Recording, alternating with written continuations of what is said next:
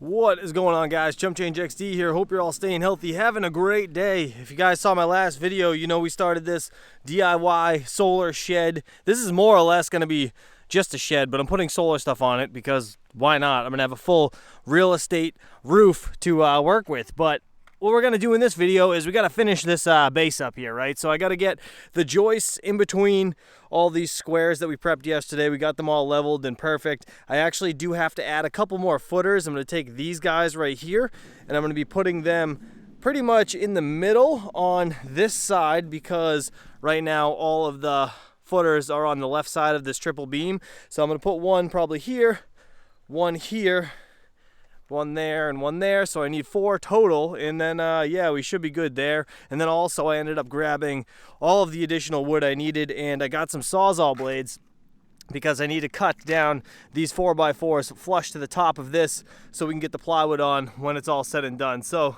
first things first, I gotta go get all that wood out of my truck. I gotta get it stacked right here.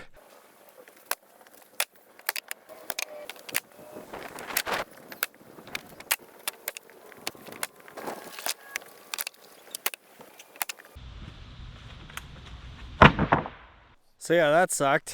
It sucked loading it, and it sucked carrying it across my yard from the truck, but everything's here ready to go. Now I just got to cut them to size to get them fitting in these squares. But first things first, I think I'm going to Sawzall all these poles right here so they're nice and flush with the top of this platform and we don't have any issues after the fact. So again, I grabbed these 12-inch Sawzall blades. They're made by Diablo, and these are the best Sawzall blades you can buy, in my opinion anyways. Being a plumber, wood blades, bimetal blades, Diablo is the best and the way to go. So let's cut this thing up.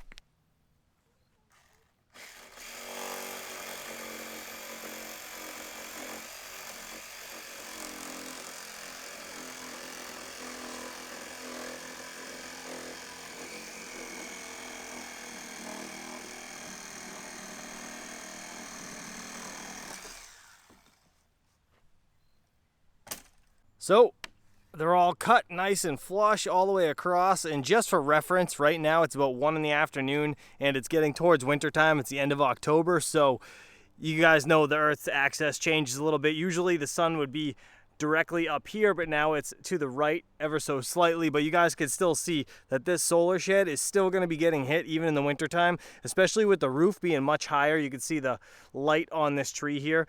I know these trees right here shade the bottom base, but once the thing is a bit higher, it's going to be hitting pretty much all day, or from noon till about, you know, when the sun goes down, because it actually sets on the opposite side of the spot my pergola is at. So it's going to work out perfectly, at least that's what I hope. So anyways, let's get to putting these guys in, the joists going across. I gotta do them every 16 inches, right? So we're going to be doing 16, 32, 48, 64, and 80, and then obviously that's where the end of the 8-foot mark is going to be, the 96-inch mark. So that is going to just repeat throughout each square, right? Again, 16, 32, 48, all the way across every single one of them. We just got to cut the boards and start slamming them in. So let me get this one done, we'll check it out, and then we will crank out the rest of them.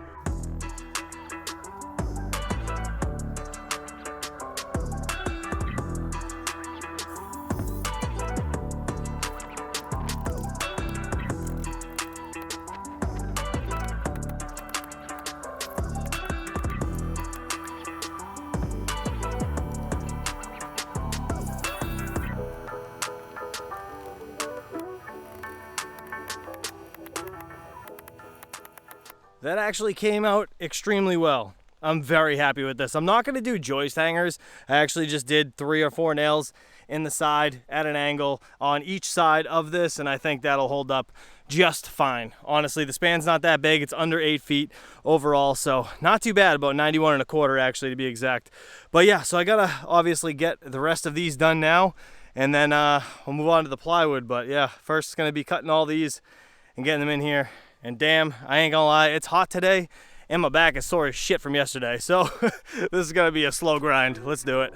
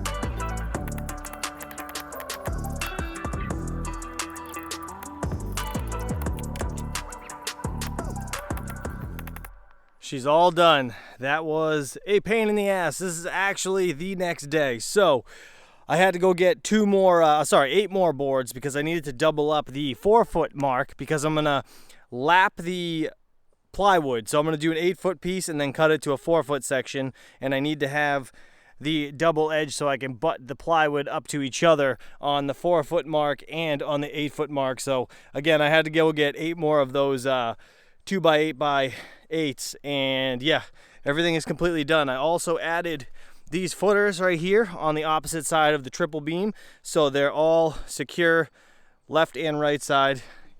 And yeah, I think that's going to be pretty good. It should hold nicely. Now, I do have a nice plan that I'm actually going to do with this entire thing. Now, this whole thing isn't going to be an enclosed shed.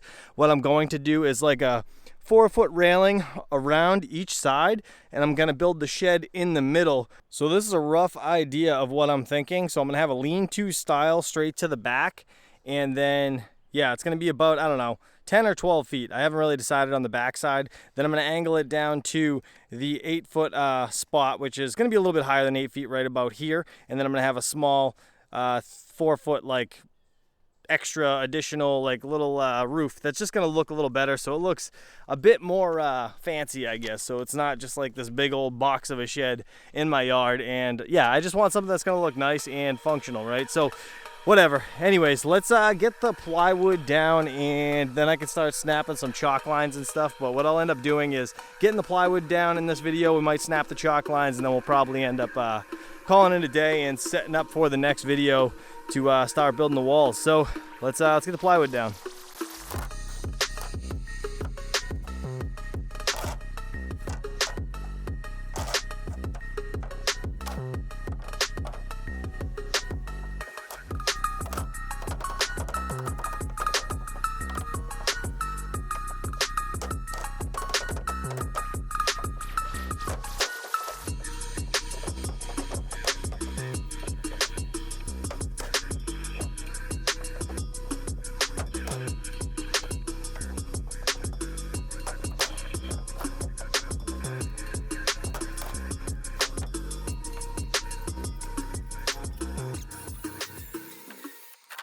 And that's it. That's all she wrote. We're good to start snapping the walls and getting 2x6s for the frame up here.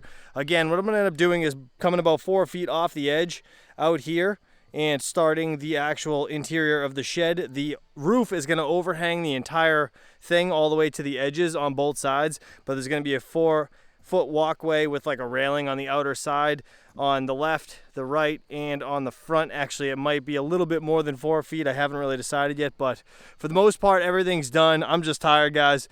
This has been a long day, to be honest. You guys have a good day. Hopefully you enjoyed this. I will catch you guys in a bit. Peace out.